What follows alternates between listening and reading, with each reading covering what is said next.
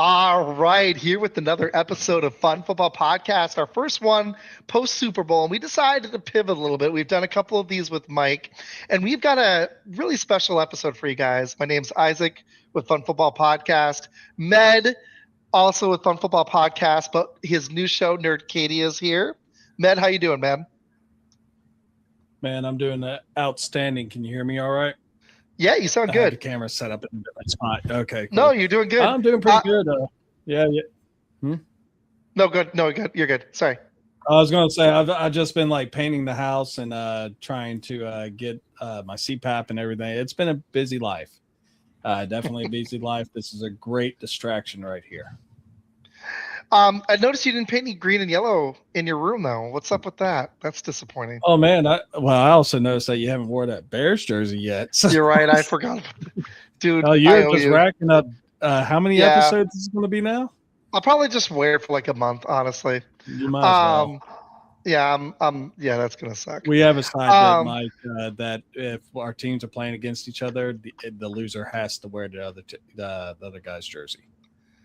So. Yeah, and then the Packers let me down twice, so that was lovely. Gotta love it. Gotta love it. Anyways, we also got Mike Essen here, and we're gonna be doing our top 10 running backs in NFL history. Mike, how are you doing, man? I'm doing great. It's a pleasure to be on your show again. Thank you so much, Isaac and Med. No problem.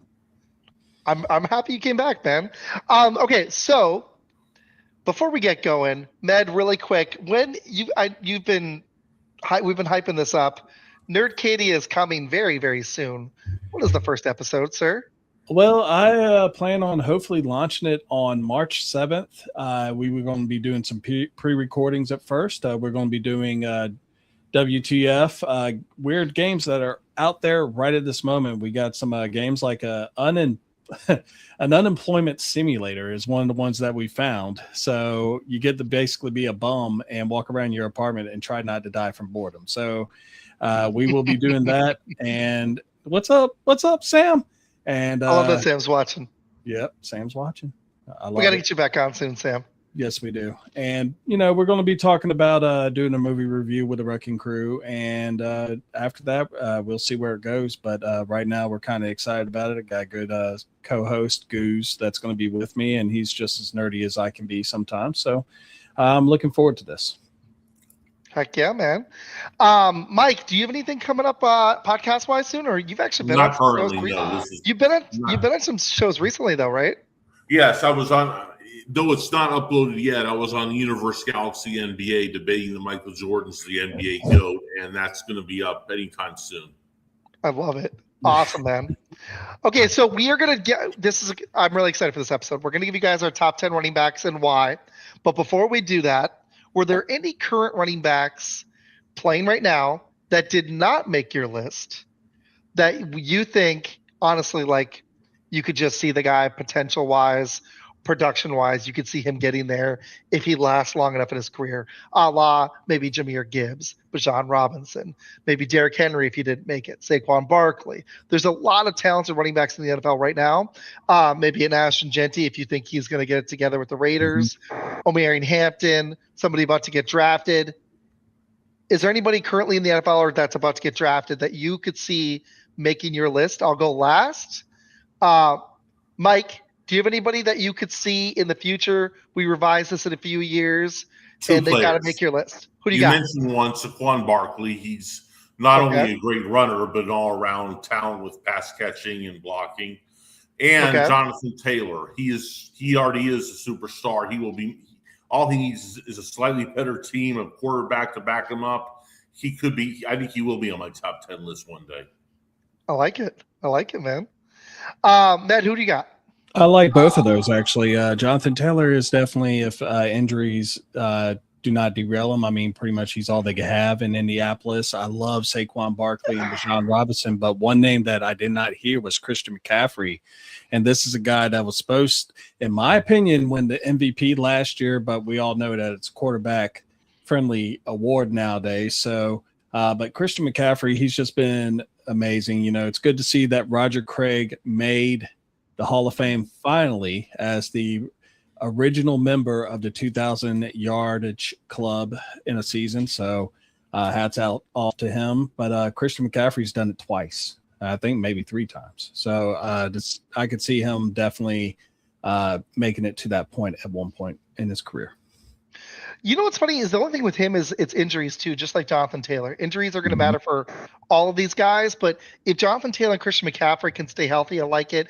I think Omarion Hampton, if he plays long enough with Harbaugh, could be special, but that's a young guy. Derrick Henry did make my list. I love Saquon Barkley, McCaffrey, Taylor. Those are some great names. But Bijan Robinson and Gibbs are the 2 younger guys that I'm keeping an eye on. Gibbs has got some freaking talent, man. And it's funny, Peter says this isn't a quarter. If it was quarterbacks, all the other teams in the division would be in shame, but it's the running back list. So the Lions, the Bears, the Vikings. Oh my. He's right on this one. It's not a quarterback one, unfortunately. Quarterback one, we put everybody else to shame. Love that, Peter. Very nicely. But yeah, you're right, bud. I honestly couldn't even put a Packer up here either. Love Damon Green, love Jim Taylor, love me some Dorsey Levens, but they nowhere near my top 10. I was not biased. So, all right. Guys, ready to do this? Let's do this. I'm excited. All right, Mike, you're the guest of honor. Let's rotate. Let's do our honorable mentions first. Med, if you have any, I know I'm throwing that curve at you. We gave like 4 or 5. Yeah, Mike, there's a couple that are honorable mentions for me. I mean, Gale Sayers, of course, is one. I know that Peter probably just had his heart broken when I said that. I mean, 5 years in the NFL and made the Hall of Fame. That speaks volumes of what kind of a talent he was. And he also scored in one time 6 touchdowns in one game. Just a phenomenal athlete. I mentioned him earlier. Roger Craig could possibly have been on here, but he was more of a systems running back, and I'm still ecstatic that he got the Hall of Fame. Gotta love the catfish. And, I would even say a Packer, Jim Taylor. I mean, he should have probably been in some people's list, but and Red Grange. I mean, the guy that saved football. So there's still quite a few names that I could throw back from way back in the day, but, those are 4 that come to mind right off the top of my head. Larry Zonka came to mind, and he didn't even – I had 5 names, and he didn't even make it. I actually did not put Frank Gore on my top 10. I loved him. I thought he was excellent. He longevity-wise was great, but I was thinking apex, best seasons, team success, and I just couldn't quite get there with Frank Gore. He was the first name off my list. Tony Dorsett didn't make my list either, as amazing as he was, and that wasn't cowboy homerism. There's a cowboy on there. Marcus Allen was phenomenal. Didn't make my list. Jerome Bettis was one of my personal favorites, the bus. I loved him. And Franco Harris, 2 Steelers, I left them off. It was really difficult, but they did not make my top 10. I couldn't just go off of like rushing yards, but I just couldn't get there with those guys, and they were amazing players. Mike, who didn't make your top 5? This is very hard, but the only reason why Marshall Faulk is an honorable mention is I like 10 players better. He was incredible.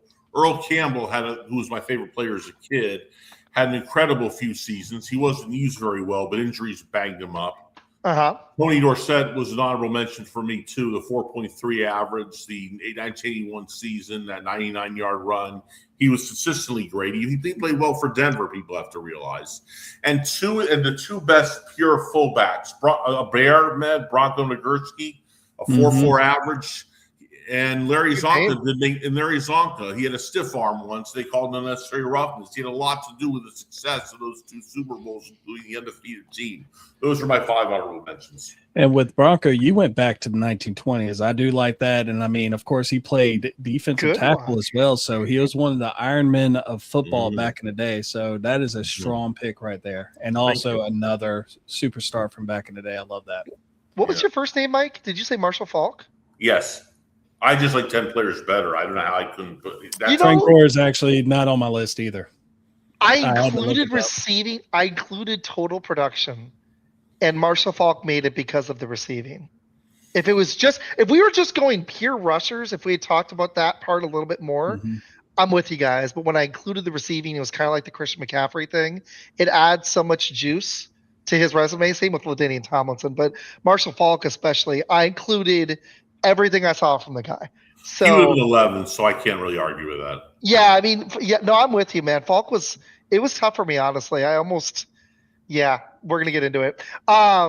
Barry Sanders LT. I like it. Okay, number 10. We're gonna go from 10 on up. If you're watching in the comments, leave your 10th best running back, or if you just want to drop anybody on your list, that's cool. I'll go last here. Mike, who is your number 10 running back in NFL history? Eric Dickerson. Great. The first few seasons of his career, and if he could have been at a peak as good as anybody. He had 1,800 yards in his rookie season, maybe the best rookie season ever. In 1984, he had 2,000 yards in 15, not 16 games, because he got in the 15th game. He had 1,800 2 years later. He had a 248-yard playoff game against the Giants in 85. The reason why he said he had a 4.4 lifetime average. The reason why he didn't continue to be as great as his love for the game slacked off. But when he was in high production, he also had some really good years for the Colts. I think he deserves a spot in this list at number 10. Good answer, man. He's actually even higher on my list. I maybe put him a little bit too high, but peak wise, I've watched enough highlights on Eric Dickerson. I've read about him, and I mean, he still has a gif from the 80s about real football, and he's just running through people. And he kind of MJ'd it. His rookie season was pretty spectacular. Peter dropped his list. I'll put up in a second. Med, who is your number 10? My number 10 is actually Adrian Peterson. And there's a major reason why is because you look at his production at the first half of his career. Now, this man played 17 years, so that's nothing to balk at. But if you really do the math, there's only been 8 times where he broke 1,000 yards. And yes, he is the last non-quarterback to ever win the MVP award in the NFL for the regular season with his 2007 97-yard season back in 2012. But I mean, he was a centerpiece, but over time, I mean, him running the ball as much as he did, as many times as he touched the ball, I mean, he set the rookie record against my Chicago Bears with most yards in a game. I'm not sure if it's been broken since, but hopefully it was, because that's not a record I want us to have. But, I mean, this guy, he was a guy that struck fear into your team. Like, you're like, that's a business decision. I got to go tackle that. 6-7 times in the game. Yeah, that's going to hurt. And I mean, the dude was phenomenal athlete. Definitely should be in the Hall of Fame whenever his time comes up. But he is number 10 in running backs to me in the NFL history. There was a little bit of Frank Gordon-ness here, even though he had a few really great seasons. There was a lot that were not as special. There were some injuries early on, and injuries once he hit his 30s. And yeah, I mean, he's still, the fact that he got 1,000 yards with Washington at age 33 is pretty impressive. And he almost did it again the following season. Not a lot of guys have done that, but there were some injuries and some other stuff that impacted him. And some years the Minnesota teams he was on were kind of straight garbage, to be honest with you. Some of them were pretty special. He almost led that team, if Brett Favre had decided to throw a pick, almost led him to a Super Bowl, probably victory. That team was stacked. My number 10 is Derrick Henry. I couldn't leave him off. This guy is already 10th all-time in rushing yards. And you know what's funny is everybody thought he dropped off last season. And he turned to 32. And he just had like 1,600 yards last year. If you take out his first 2 seasons and that 1 year where he got hurt and only played 8 games, and that year he almost eclipsed 1,000 yards. He has had 1,000 yards in 7 of the last 8 seasons. You take out the first 2 when he was a part-timer, and then they figured out this guy is special. And he has been nothing but since like that 3rd year, he was still kind of a part-timer, only had 215 carries. He has averaged at least 4.2, most of the seasons 4.9 or higher. It's just been one of the best peaks, and it's still going. And I don't know, unless the Ravens just screw up. Hey, Dad. Dad's watching. Unless the Ravens just totally screw this up with the new coach, I think he's got maybe a couple more years left. He doesn't look like he's slowing down. He still has the juice. He's got one of the best combinations of speed and power I've ever seen. And if he plays a few more years, I think he's going to climb pretty high in people's lists, especially if he gets a ring. I don't think he's going to, but He's one of my favorite players ever. I love his stiff arm. It's awesome. Before we keep going, I'm gonna be nice. I want you guys to see Peter's list here. This is a pretty good list. He's got Sweetness #1, which I knew he would. Barry 2, LT 3, Jim Brown 4, McCaffrey, which is funny. I didn't even think about McCaffrey yet. 5, Riggins, who I love that name. Falk 7, Bettis 8, Campbell, and then Frank Gore. That's a very solid list. I like. He's got some bruisers right there. That's I like for sure. the power. That's a power list. Good stuff. All right, guys. We're on our number 9. This one was kind of tough for me, honestly. Med, who was your 9th best running back? My 9th best is actually Marshall Falk, and there's a huge reason why is because when he was he was already great when he was with Indianapolis. I mean, he had 1,800 yards his rookie year from scrimmage, and every time he touched it, it was almost 5 yards per carry. But he really exploded, and a lot of people don't realize how much he exploded when he went to St. Louis, because the first 4 years he was there, he had over 2,000 yards in scrimmage each year. So, and he ended up totaling where he was just shy of 20,000 yards. So, I mean, extremely impressive, young man. And this was a guy that also had Steven Jackson drafted with him when he still had about 3 more years in his career. So he had carries getting taken away from him then. And I mean, when he was younger, he was amazing. He could either run through you, he could run around you, or he could he could catch out the bat. He was everything. And when he got traded from Indianapolis, and of course they got Edgerrin James that from basically opening up that hole, St. Louis just got a deal. And, they didn't really give up much to really acquire him. A lot of people felt that he was washed up going out of Indianapolis, which is kind of crazy if you really think it is when they have right. Fight. But yeah, washed he just up at age 25. Yeah. It's, and a lot of people feel that now. I mean, look what they're saying about Derrick Henry. So, I mean, it's wild. Derrick Henry in a down year had 1,600 rushing yards. Yeah. I mean, it's like, come on. This is ridiculous. But, no, Marshall Falk is my number 9. Good pick, dude. He's even higher on mine. I love it. Marshall Falk's one of my favorite players. Mike, who is your number 9 running back, man? Good stuff. He's lower than most people. He's lower than anybody almost will have him, but Emmitt Smith, and I'll explain why to you. I like that. Actually, no, it's okay. I almost skipped him. He has more touchdowns than anybody. He had a 4.2 average, and he has the rings. But he also, not only did he have arguably the best line in football, but he did not play with that incredible offensive line. He didn't average 4 yards a carry. I'm not taking away everything he accomplished, but I think if he played for a mediocre line like he did his whole career, he wouldn't be on the list and he'd be much more struggling. But the touchdowns alone and the 18,000 plus yards put him number 9 on my list. Yeah, and it was and he had 175 total TDs, over 20,000 all-purpose yards, but he almost dropped out of my top 5, so I get it.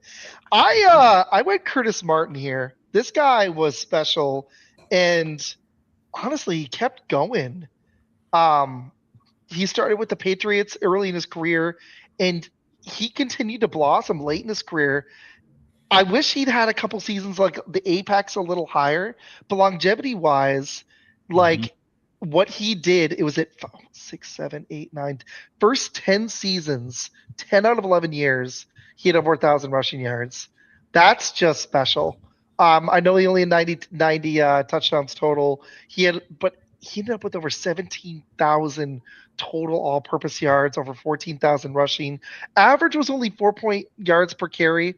But we got to be honest here. A lot of those Jets teams he was on, the Patriots were good. A lot of the Jets teams he was on were not that great. Never had a quarterback. Never had a QB. And a few of those years, you could tell they dogpiled on him because his average is 3.5. And a peak Curtis Martin should be averaging at least 4.5. No QB. Yeah, Martin made my list just because I feel like he ran into a brick wall most of the time. And he was talented enough to occasionally bust one loose. I think this guy, if he'd had just an average quarterback, we would have seen a few thousand more yards minimum. No joke. I think he would have been pushing he's 6th right now. I think he would have been the top 3. No joke. Just give him a decent quarterback. And you can make that argument for a lot of these guys, but I feel like he was really, that was one of the biggest things he was subjected to, but he was still one of my favorite players. I was just impressed that he continued to do it year after year. So that's why Curtis Martin made my number 9 overall. All right, let's go. Yeah, I don't know if he was on your all's list or not, but let's go to 8. All right, Mike, who was your number 8 running back ever?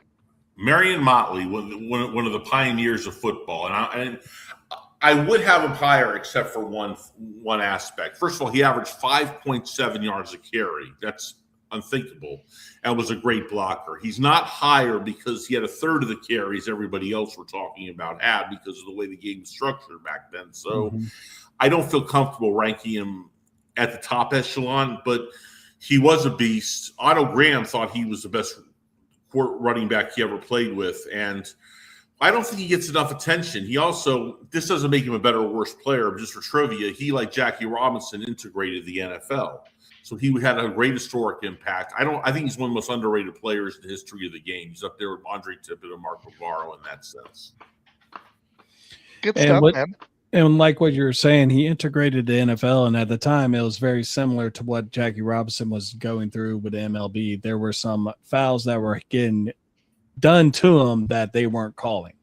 That's right. So, I mean, that's a phenomenal pick. A lot of people don't really, unfortunately, I love when Mike's on here, people like Mike, because the younger generation and stuff get to learn about players of yesteryear as opposed to yesterday. And when you hear people like Marion Motley, Earl Campbell, Bronco Narginski, I mean, those are names that, helped build this foundation on this sport that we love nowadays. So, kudos to you on having Marion on there, boss. Appreciate that.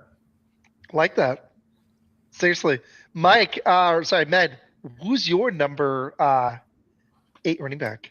You ready for a surprise? Yeah, I want to see this one. It's LaDainian Tomlinson. Wow. Yeah.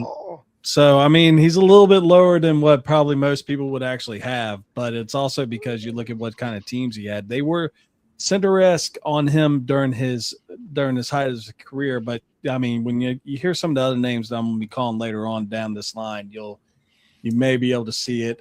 When he was drafted, they basically Butler said that when he was with the Bills, he drafted Thurman Thomas, and he said there was one player that reminded him of Thurman Thomas in the draft. He got him with the 6th pick.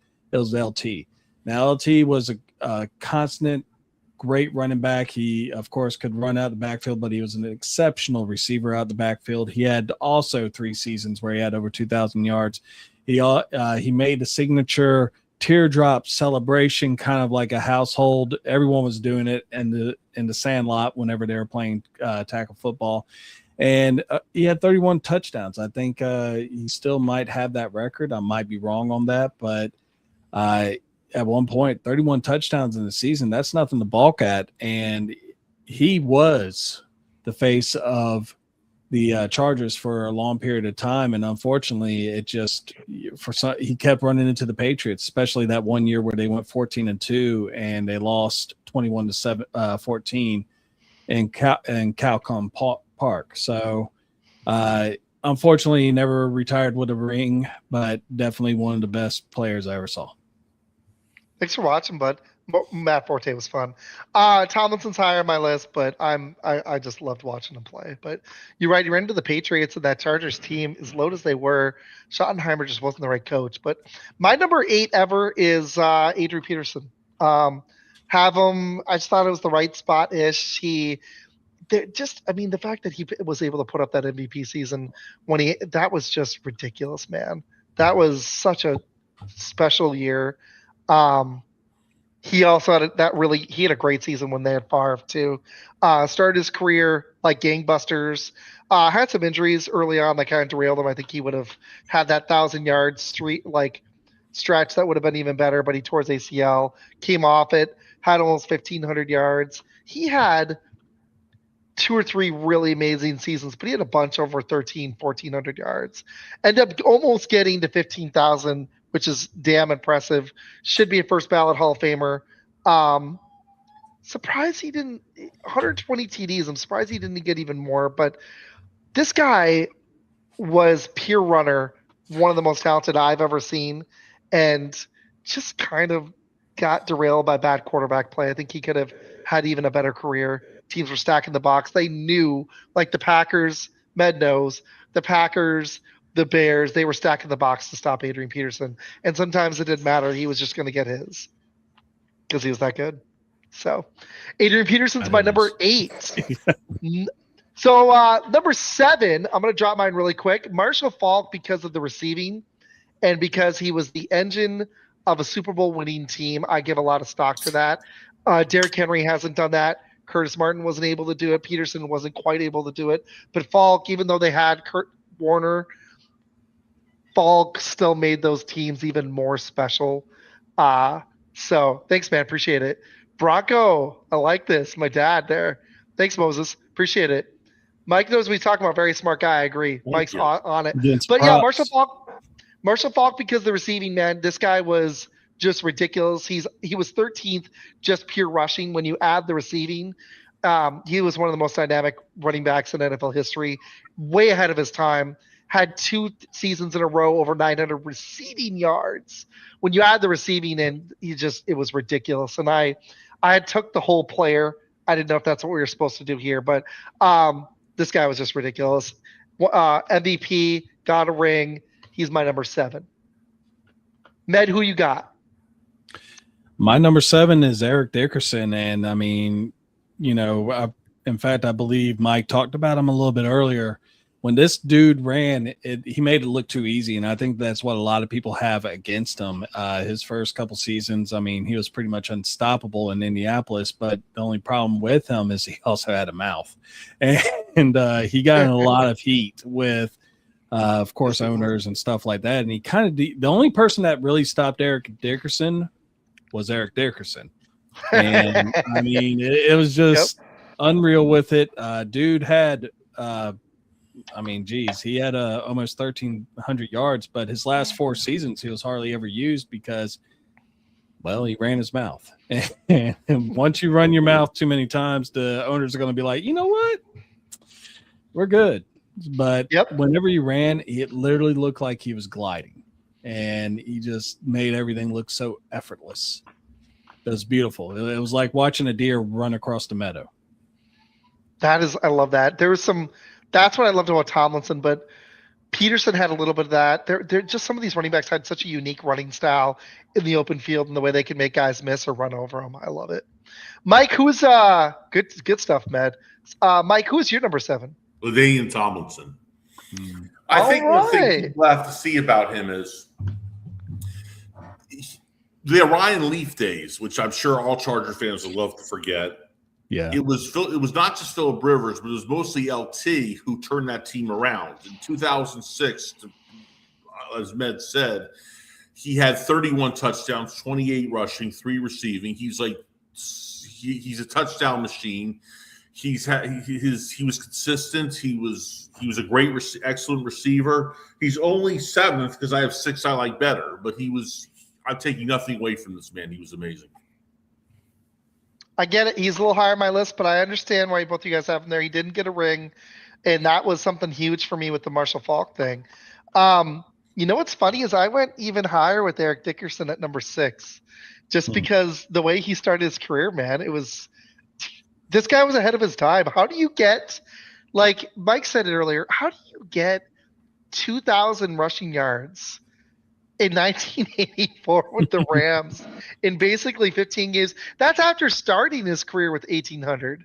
So, he had the best rookie season, I think, ever with over 2,200 all-purpose yards and 20 touchdowns. That's just ridiculous. Then he misses a little bit of time. The 3rd season still has 1,200 yards. Then he bounces back with another 1,800 yards. Then he gets traded, gets another over 1,000 yards. Started his career with 3, 4, 5, 6, 7 straight 1,000+ yard seasons. Once we cracked into the 90s, he was past his prime. But in the early to late 80s, through the mid 80s, this guy was ridiculous. Just such a fun runner. I feel like talent-wise, he was just special. Hey, Janae. So I got him at number 6. Med, who's your number 6 running back ever? It is Curtis Martin, but real quick, I mean, maybe Mike might remember this, but was Eric Dickerson one of the last running backs to leave SMU after before they got hit with the death penalty? Yes, he and Craig James were the backfields. Okay, Ooh, that makes a lot of sense right there. So yeah, I was sitting there, I was like, I wonder if he was the backfield tandem. Awesome. My number 6 is Curtis Martin. You had him a little bit lower. I had him a lot higher. And he was awesome. Why is, I mean, he was just a really good running back and I always liked his style. I mean, he is the oldest rushing champion, ladies and gentlemen, I believe at 32. And, that's just me going off of memory. I'm not even really looking at my notes right now, but, kind of like what Isaac said earlier, you look at what he was able to accomplish. This was a guy who had Wayne Quebec as like the other offensive weapon on that team at one point. And it's just, it's comical how bad some of those New York Jets teams were. And he was it. And, whenever teams loaded up, he kept running into the Patriots. He was a nightmare. In fact, he played with the Patriots at first, and he was a big reason why they made it to the Super Bowl. With Drew Bledsoe, when a certain yellow and green team won a Super Bowl with the biggest,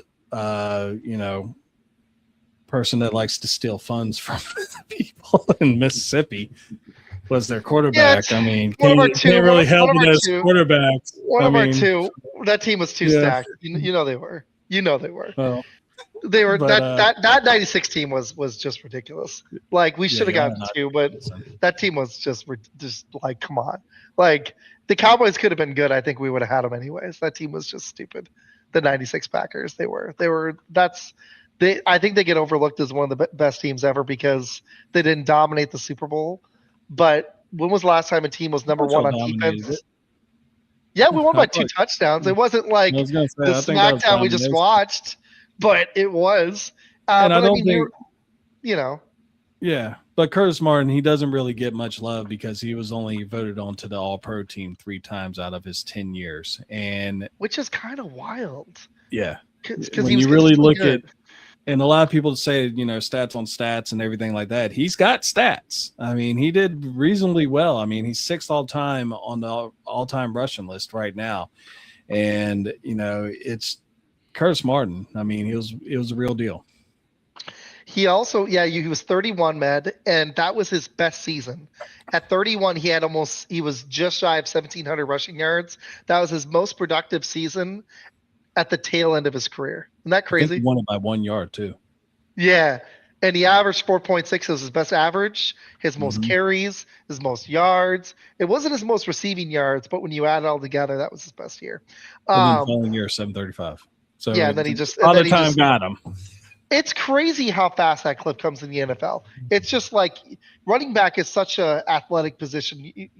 You get an injury or something, you take a beating, you're just done. Okay, where were we at? We're at 6. We're at 6. Mike, who's your number 6? Adrian Peterson. I'll tell you why. Good. It's not just a 2012, 2,097 yard season. Okay. This man started out like a beast. Still, he tore his ACL, but all that considered, he has a lifetime average of 4.6 yards a carry, which is one of the best you'll ever find. He got suspended for 1 season, also for controversial issues, and he still did well with Washington. But when he was at his peak, watch out. I mean, I remember Reggie Bush, who was a bust, got a lot of the attention then, and people who were Oklahoma fans were so happy that Adrian Peterson really showed that he was a talent. I think he was amazing. He had one of the best seasons, one of the best careers ever. Good stuff, man. Yeah, I like it. And if a man wants to spank his kid, let him spank his kid with a tree if he wants to. Apparently, or whatever it was, a tree branch. What was it? It was a switch. A switch. The switch. Yeah, that's what it was. Yeah, there you go. Okay, man, I used to get people those all the time. So my 10 through 6 were Henry, Derrick Henry, Curtis Martin, Adrian Peterson, Marshall Faulk, and Eric Dickerson. Med, who was your 6 through 10, really quick recap. 10 was Adrian Peterson, 9 was Marshall Faulk, the 8 was LaDainian Tomlinson, 7 was Eric Dickerson, and 6 was Curtis Martin. And Mike, who was yours? 10th was Eric Dickerson, 9th was Emmitt Smith, 8th was Marion Motley, 7th was LaDainian Tomlinson, 6th is Adrian Peterson. And I thought my 5 was going to be low for Emmitt Smith, but he's higher than you guys. But I had to at number 5 for Emmitt Smith because of the longevity and the fact that he was the workhorse for 3 Super Bowls. He was really – Michael Irvin was special, but he was the driving force of the offense even more than Marshall Faulk was with the Rams. It really was like by land or by air, but it started by land, like if you've seen that Cowboys documentary.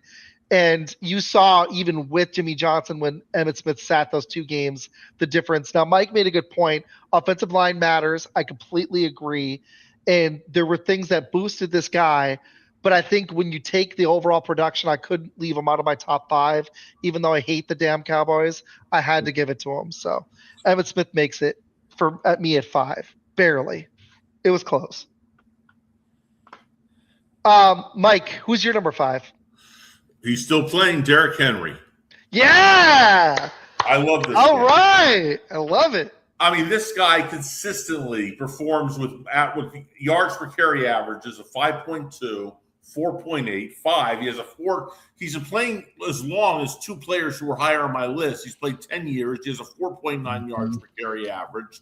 He's in the top 10 all time in rushing, and he had a 2,000-yard season. He just keeps going. I don't see why he shouldn't be that high. I think he's amazing. I love this kid.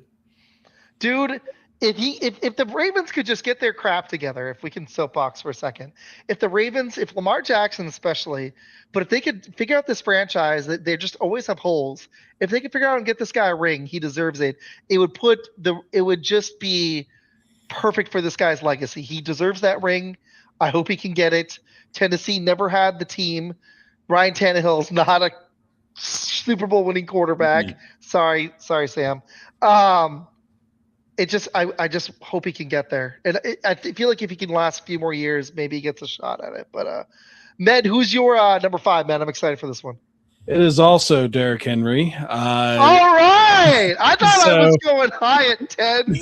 I was like, they're going to judge me. And then you both all had him at 5. And I love it because I think talent-wise he's higher than what I am. Oh, dude. So. I mean, he is basically an offensive lineman back there. Whenever you sit there, like one of my favorite memes is like there's this average dude who is probably about 6 foot, 210 pounds, staring off to the side, and he's looking up at Derrick Henry, who looks like Optimus Prime, if I would say so myself. But like Mike nailed it earlier, this dude ran for 2,000 yards. He actually could have had 2 2,000 yards, possibly even 3 2,000-yard seasons. One being the 2021 where he got hurt after 8 games. He had 937 yards at that, and he was starting to get it going at that point because Derrick Henry, it's not how he starts, it's how he finishes. And it takes a minute for him to get that speed up. You watch him when he runs, it's a slow run. And then as soon as he hits that hole, boom, gone. He gets the Reggie Bush speed, I guess is a good way to put it, Alvin Kamara, or someone that can actually pull away. And when you have someone that's 250, 260 pounds running the ball like he does, angry, which I love, you don't want to hit him. Yeah, I mean, you're going to give yourself concussions. You're going to forget the hit that you made.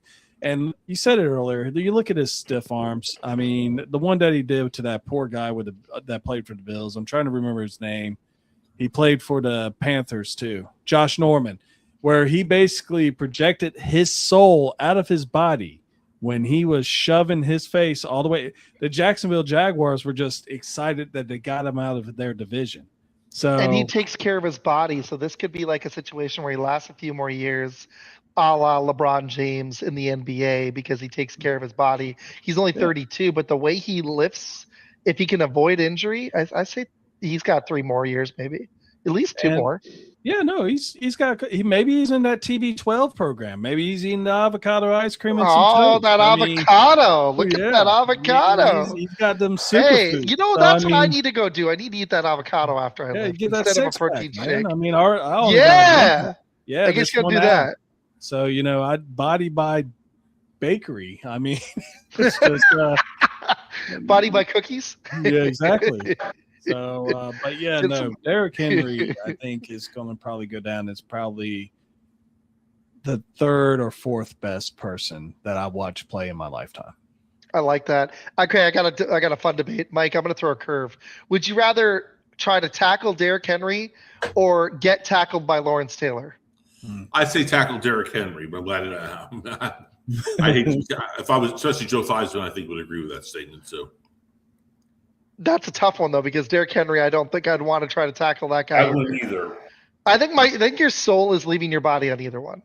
I agree with you. That's why you ask for the stiff arm. You're like, don't hit me with your body, just push me out the way. When he gives you the stiff arm, you levitate. I've gone first in the last few. I was trying to mix it up. Med, I think you are up for this one. Number 4. Who's your fourth best?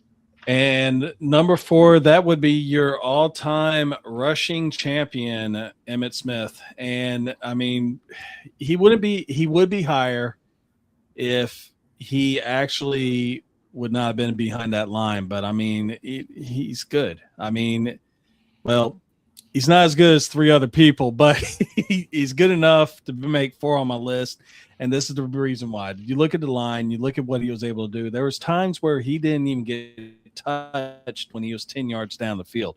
It was frustrating because no one liked the Cowboys back then, and the fans loved it who were Cowboy fans. And I mean, you know, he was really good. 4-time All-Pro, 2-time NFL. Well, no, I'm wrong. He was an MVP 1 time, but 3-time champion. Big reason why they won that. He could have been more. Yeah. Well, I don't think he would have okay. So if he didn't have Aikman, that line, or he would not have any Super Bowls. And you saw what happened towards the end of his tenure at the Cowboys. It wasn't age it might have been wear and tear because he was running a lot, but he just wasn't getting hit. And it's different when you're getting hit by a defensive tackle than it is a safety. And I think he's one of 2 players that over 20,000 scrimmage yards. So the other one, of course, being Jerry Rice. So Emmitt Smith is firmly placed on number 4. I know a lot of people are like, Reg is probably like, if he heard that, he's cussing. So Twitter's goofed. I'm going to post the link on. We would normally have more, but there's an error with StreamYard and Twitter, so that's why he's not in the comments. Otherwise, he would have been. Weenie. Yeah, I'm going to post on Twitter after this, but it's on YouTube and Facebook and Twitch.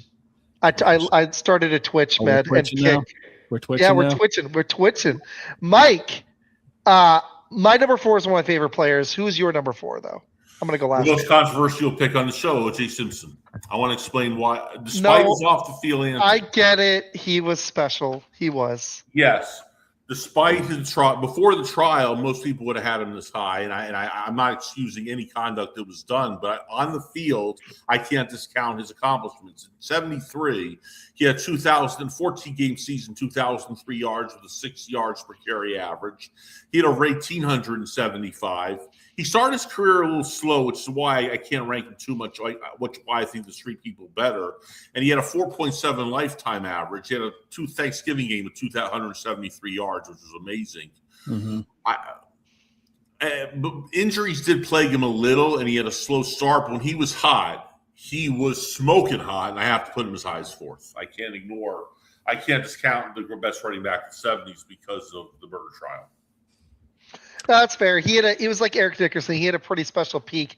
The only reason he didn't make my list is he only had 5 seasons, and it was a little Marcus Allen like, where it wasn't long enough of a peak for me. It was 5 special years, and yeah, I just couldn't quite get there. That was why.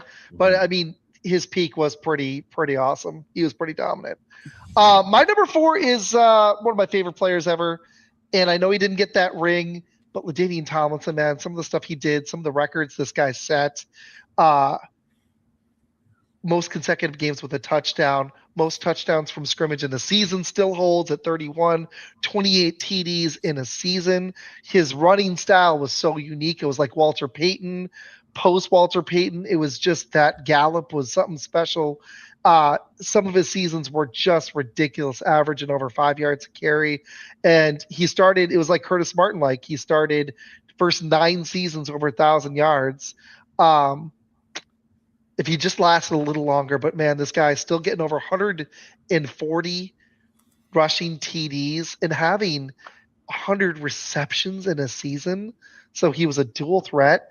I love it. The guy had over 18,000 total total scrimmage yards, over 160 touchdowns, but just such a dominant player. I had to put him above Emmitt Smith. I feel like talent-wise, he was out of Emmitt Smith's league. So made my number 4. All right, top 3 time. Mad, real quick, Mike, do you remember what they used to call the offensive line during the O.J. Simpson days? The Electric Company. And why is that? Based on the TV show, because it was Reggie McKenzie and Joe DeLamore, if I said his name right, because it was based on the TV show, which was popular on PBS. Very true, and it was also because they would turn on the juice. I love it. I love it. All right, guys, I'll go last on these top 3s. Med, you want to start this one, and then Mike, you start the next 2. Okay. Med, what you got? Arguably, he is the greatest Bear of all time.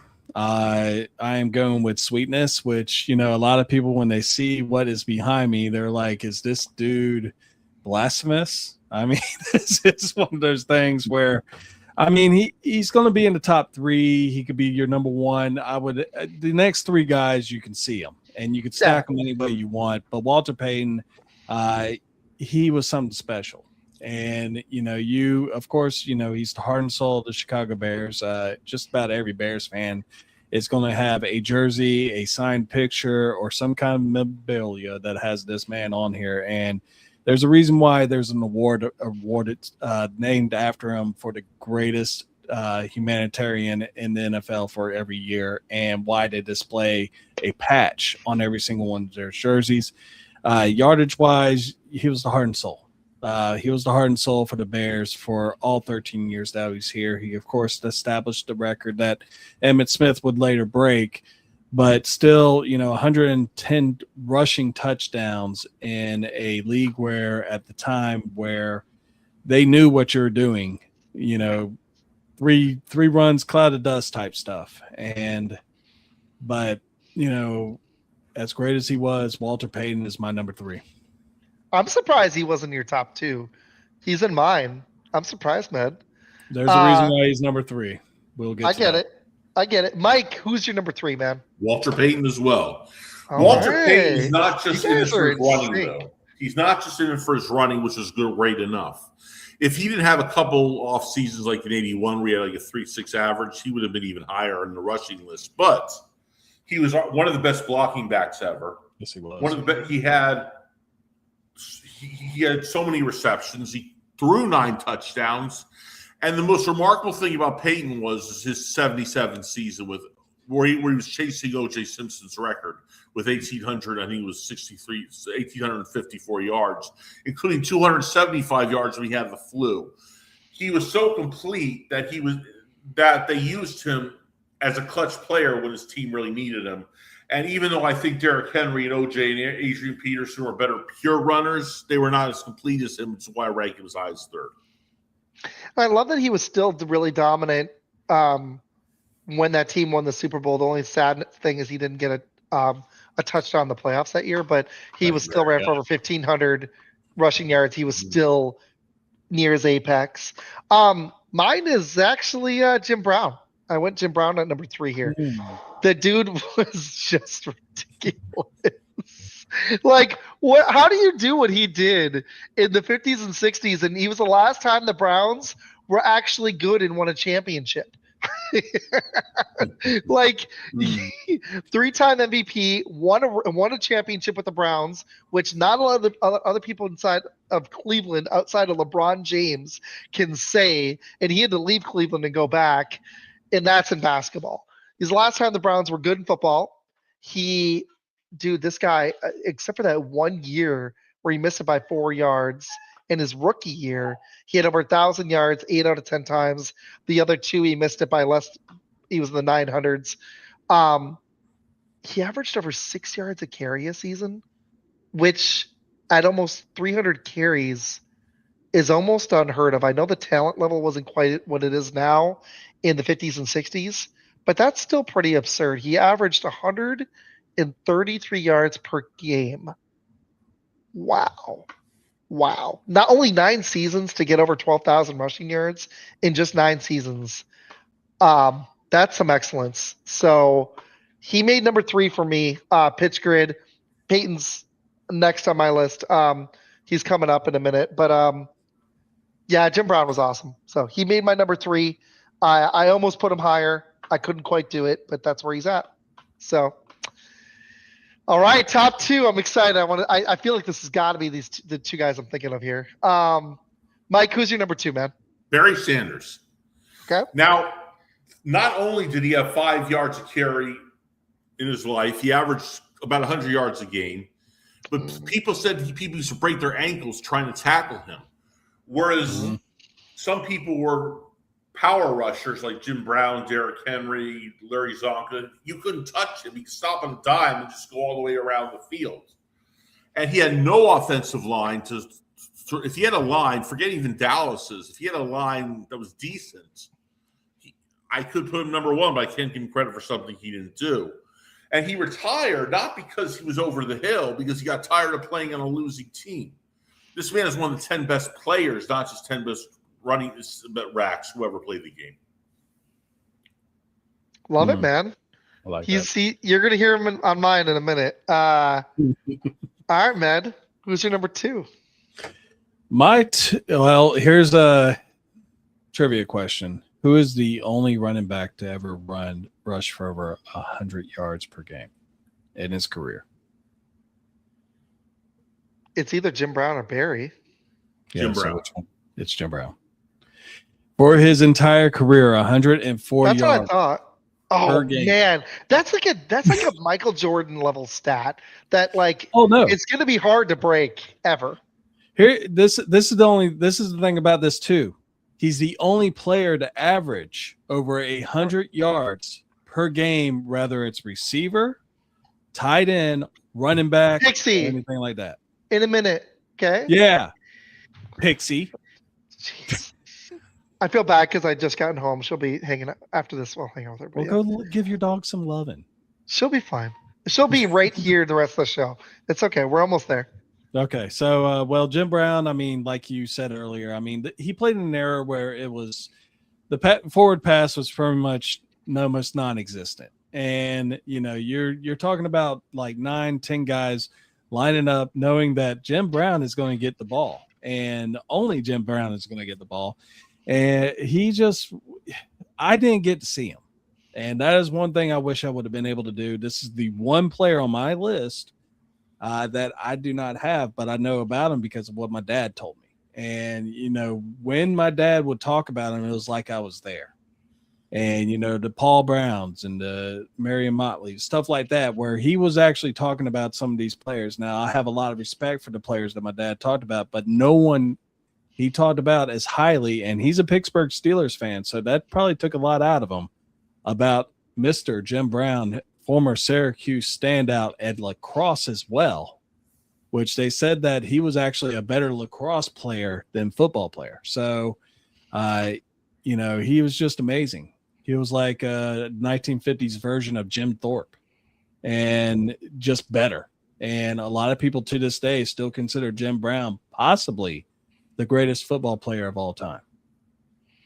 Oh yeah, and rightfully so, because he's just that freaking good. That like the 100 yards for, like, I was like, this could be Barry. I know Barry's average is 5, but I don't know what his. I need to look at his yards. I know what his average is, so I got that too. That's pretty ridiculous. So yeah, I like it. My number 2 is Walter Payton, because I as much as I love Jim Brown, I had to go Walter Payton. No, I almost went Walter Payton 1. I really did. Taking bias out, I almost went Walter Payton number 1. I was this close. He got the ring. I just feel like Barry if you gave him what Walter had, just a slightly better line and the defense and a decent quarterback, he would have done even more. And he was really hamstrung by his lack of decent quarterback play. His whole career is bad. And his line, few seasons was solid, but wasn't really that special. Can you imagine Barry with the, but let's talk about Walter. This guy, the triple threat, this man,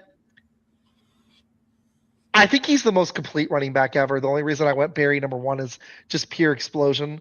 But way to kill the surprise. Mike said it. I know. Mike said it earlier though. 1,852 rushing yards in only 14 games. That in 77 to win MVP. The guy, I think, has helped Chicago sports in a way like it was pre-Michael Jordan and it carried into when Michael Jordan came. But when you think of Chicago sports, you think of Michael Jordan and Walter Payton. And there's a reason that Bears fans love their team. And it wouldn't have happened, in my opinion, if you didn't have Walter Payton there, because I don't think you would have had the offense to build around. McMahon came in, they instilled the defense. They got Ditka, which was the biggest thing they had to go do is get the right coach. But if Walter hadn't been there and been driving that offense for several years, it wouldn't have happened, Med, in my opinion. And the Bears were great before that. They had the history. But a more recent team that was modern Super Bowl. Super dominant that won a Super Bowl, it's because of Walter Payton. And he's got something my number 1 doesn't have, a ring, and he was amazing. Honestly, in my opinion, one of the best 10 players in NFL history. So there you go. I said nice things about a Bear. Good job. Good job. And it didn't hurt, actually, because it's Walter Payton. He was awesome. The way his running style was great, man. That's why I think I have such an affinity for LaDainian Tomlinson, because he was Walter Payton-esque. He just didn't have the talent as great as he was. So there you go. Yeah, I killed the suspense, but I'll go last. Mike, who's your number 1? Jim Brown.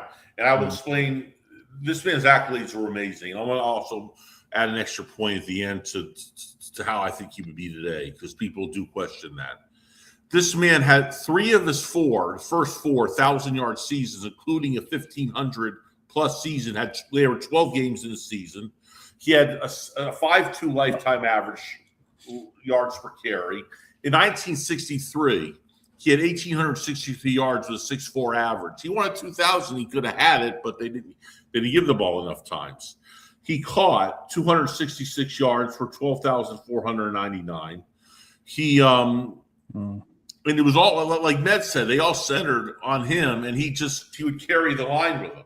Now, when people say, yeah, but that was back then, I think there are 2 players today, and he's one of them, Dan Marino being the other, not because they're the best players of all time, but I think the system's made for them. If you gave him today's training, and I've seen, and he with the dome stadiums, with AstroTurf, he'd have 2,000 yards every season minimum with 6 yards per carry.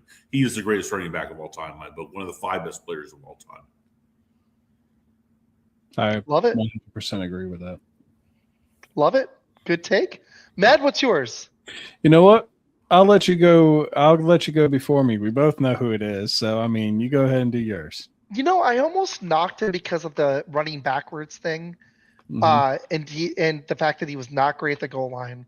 But to get 5 yards per carry in your career with Detroit, he was offensive player of the year, co-MVP, had the 2,000-yard season with 6 yards a carry. He was just under 100 at 99.8, probably because of some of those backward runs. But in his 10 years, he never had less than 1,100 rushing yards. His last year, he almost had 1,500. If the guy had played longer, he would have broke the rushing. He would have broke the all-time rushing record in a heartbeat. I'm shocked he didn't have 100 TDs. He wasn't that dominant at that, but he was a pretty damn good receiver too. Just the most electric player I've ever seen in NFL history. So I had to put him number 1. He's done things. It's like watching Michael Jordan. I just never seen that. Walter Payton's there too, but the way Barry made people miss, it was like a video game. It was stupid. Just ridiculous. So, yep, Barry's my number 1.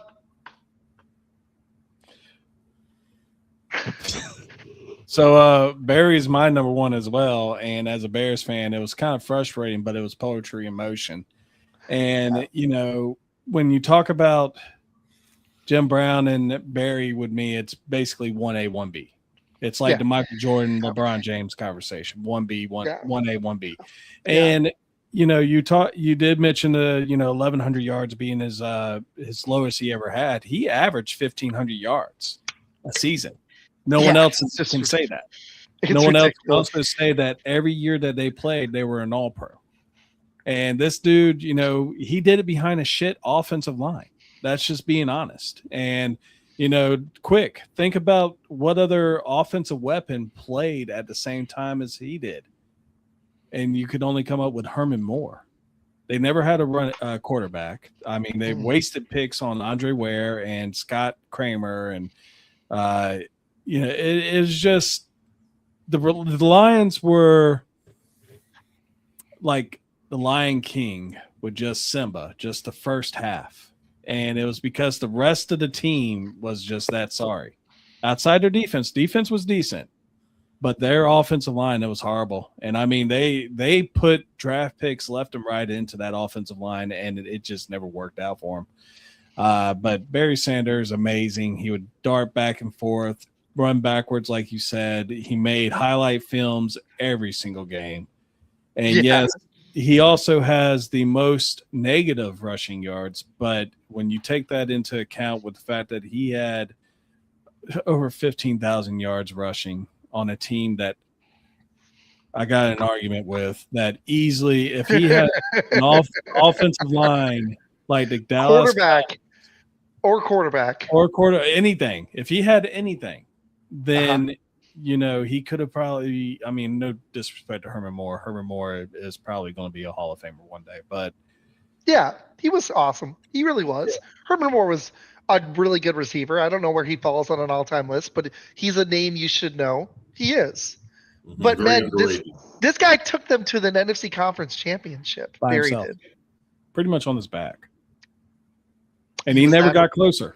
He never got closer than that season. Well, the NFC was stacked. You had the 49ers, you had the Cowboys, the Packers came on. Mm-hmm. The NFC was just ridiculous. You had Washington early on in the 90s. They were freaking good. Like the Cowboys had to overcome Washington.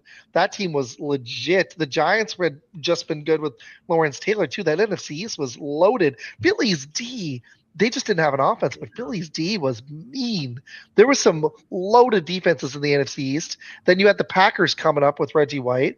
It was and you had Steve Young carrying the mantle from Joe Montana with Jerry Rice, Romanowski, and the boys. That 49ers, the 49ers were so good, man. And they then the salary cap happened. Yeah, and then look what happened to Jerry Jones's teams then. Yeah. Oh, hey, thank you for Micah. I'll take him torn ACL and all. I will. You can toss us a George Pickens too. I'd be okay with it. Thanks, buddy. I appreciate it. This was a lot of fun. So, Med, I want you and Mike, you guys pick right now. I had 3 or 4 ideas for you for the next one, okay? I was thinking maybe one in May before I move. Definitely one before the season starts, either July or August. We were thinking we got to do a defensive player one, so pass rushers. You could separate and do corners and safeties, or you could have an inside linebacker one. I think that'd be fun. Another one idea I had on top of those was we could 3 inside linebackers right off the rip. Exactly. We could do an all decades one where we do top 10 players of the 90s. We could do the 2000s too. We could even exclude Tom Brady if we wanted to and just take him off our list and say who's the next 10 best players. You can't take off the though. Just say Brady's. We all just say Brady's one, and then we do our next 10. The 90s is harder because who is it going to be? I like the 90s. I think the 90s would be a fun decade to start with. We could do some other decades. The 2000s are fun. The 80s would be fun. The 70s would be fun. The 60s, we could do the 2010s. We could do this decade in a couple years once it's close to over. I have an idea. What you got? Let's do a 1990s mock draft, and we put it on the results on y'all's Twitter. And we pick our team. And we'll let people vote on what team is the best. Meg, are you down? So all you got to do is think Yeah, about the player you like. We don't have to like have a scoring gonna kill system. us. Yeah. Yes. 90s. So it just like fantasy though, once somebody takes Jerry Rice, he's gone. Once somebody takes Barry, he's gone. We'll randomize the order. We'll do snake. So if I go first, then Med, and then Mike goes twice, then Med, and then I go twice. I'm game for that. That's a freaking good idea. We'll figure it out in email how we want to do it, but I say we have, since there's only 3 of us, we should do 2 quarterbacks, I think. Here's an idea. Justin, seeing you talking about me being a genius, and you should join us. Always a good way to get on a show when you give the co-host a shining endorsement. Would you like to join us for that show? This mock draft of the 1990s? That I love it. Tight ends is the hardest because the era is going to be changed so much. Because the Mackeys, the Ditkas, the Winslows, they didn't throw as much then as to the Gronks, the Kelseys, and the Gonzalez's. It is. It's hard, like, because like a Ditka, a Kellen Winslow, there's so many older guys that deserve love to be on that list. That's going to be really hard. Yeah. We could almost split it, and I don't know though. Yeah, the tight ends one is going to be the hardest one. That's why I don't want to do that one next. I need some more time on that one, and we need to do a defensive one or a 90s one and mix it up. So Justin, send me a message. I like it. All right, this was a lot of fun, everybody. Mike, this was great. We're going to do it again. We love having you on. These lists are a lot of fun. He says he's in, so we're going to have a 4-person mock. Okay, coming up in the future, me and Matt are going to have some actual mock drafts. We will have our 3rd annual. Mike, this is a lot of fun. We do it the Sunday before the NFL draft. We do how many guys is it? 9? Hold on one second. It's about 9. Stop. It's enough. I can hear you over the mic. Let it go. Please. Yes. Don't hit me. You dropped your ears. Sorry, my dog is like complaining. It's getting annoying. Doesn't hit his dog, blazing. No, I do not. I yell when she's really annoying me. Cracking a joke, right? Yes, do not do that. Anyways, we do our annual mock draft before the NFL draft, and then that's our last big blowout show for the NFL draft. We'll be covering it live, and in the meantime, we'll have some mock drafts. And Med has his first episode of Nerdcadia. Oof. What is the date, Med? March 7th. Not a complete time yet because it will be recorded, but I would probably say in the morning. Yeah, we're going to drop it in the morning. I think it's on a Saturday. Be talking about a lot of nerdiest stuff. So, talking about video games, weird ones that are out there right now that we were actually putting way too much time into thinking about it. You like Jesus State Simulator? I found one. So just come and check it out. He has risen. You're Jesus. So there you go. You gotta text me. You gotta remind me that I'm actually gonna be in Arizona then, but I want to watch it. So that'll be a lot of fun.